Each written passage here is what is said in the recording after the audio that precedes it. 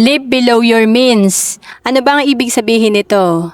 Una kasi dapat i-check natin yung level mo sa personal finance. Halimbawa, gusto mong bumili ng iPhone, pero ang sweldo mo nasa 20,000 per month lang.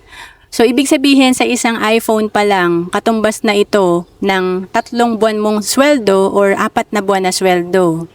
So, hindi match yung level ng kinikita mo sa level na gusto mong bilhin. Kasi nakikita natin sa social media, pag yung iba naka-iPhone, hindi natin alam, in reality, ito mga to kumikita pala ng 100,000 per month or 200,000 per month. Kaya kaya na nilang bumili ng iPhone. Kung 20,000 per month pa lang ang kinikita mo, magsimula ka sa pagtatabi ng 10% to 20% nito, like 2,000 to 4,000 per month.